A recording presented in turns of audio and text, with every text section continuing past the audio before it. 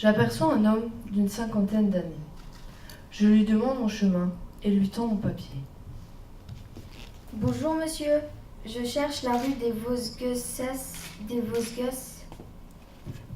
Au lieu de m'aider, il me répond sèchement. Rentre chez toi, fille d'immigré. Voici la lecture du premier chapitre de Beyza sous les projecteurs, de la Turquie à l'Alsace. Une écriture à 140 mains qui a mis un peu plus de 2 ans à voir le jour.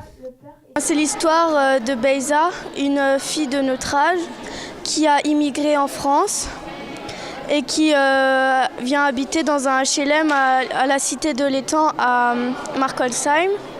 Et elle rencontre une copine, elle s'appelle Marie, mais Marie elle l'aime pas beaucoup. Et au fil du temps, elle commence à devenir amie. Ce roman est né en 2015 suite à la lecture de livres ayant pour objet des faits de société. On a commencé le projet il y a 2 ans avec une classe de 5e et avec Madame Gibert. On a commencé la toute première séance, c'était de leur faire lire des livres sur l'immigration, sur le vivre ensemble, sur toutes ces civilisations qui cohabitent. On avait des romans, des documentaires et ça a vraiment été la toute première étape.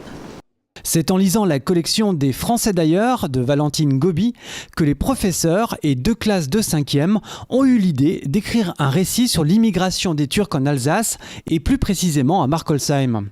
Les professeurs ont fait appel à l'auteur de ces livres pour lancer la trame.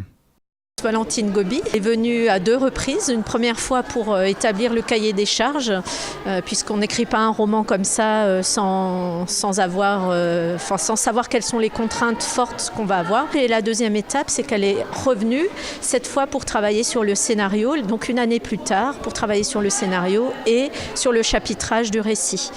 Pour écrire sur l'immigration à Markolsheim, les élèves n'ont pas hésité à faire appel à des Français d'origine turque pour témoigner. Donc quand on est arrivé en France, mon père il est arrivé en 71, ma mère et mes 2 frères en 74. Nous on a habité dans la cité Schwitt à Markolsheim. Mes parents quand ils sont arrivés en France, la première maison c'était des maisons en bois qu'il y avait à Markolsheim. Pendant plusieurs années parce que c'était une entreprise de macadam, mon père il travaillait là-bas. Alors c'était eux qui avaient proposé pour qu'ils hébergent dans des maisons en bois, mais c'était gratuit, ils ne payaient pas le loyer. Et après qu'ils ont travaillé, après on a pu trouver un appartement mieux, adapté. Pour écrire ce livre, il a fallu s'organiser.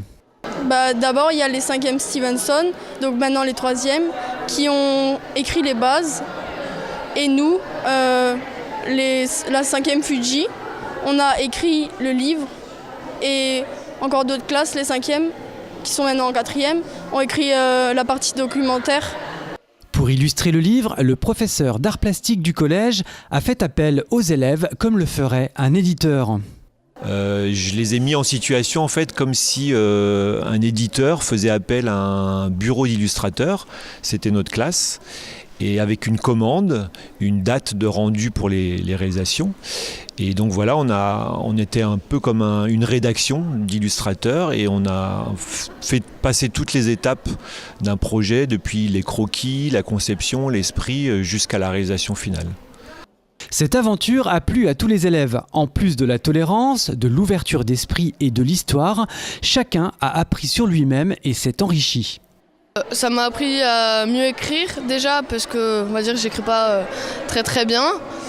Ça m'a appris beaucoup de choses aussi sur la Turquie, surtout les spécialités culinaires on va dire, la vie là-bas dans les années 70.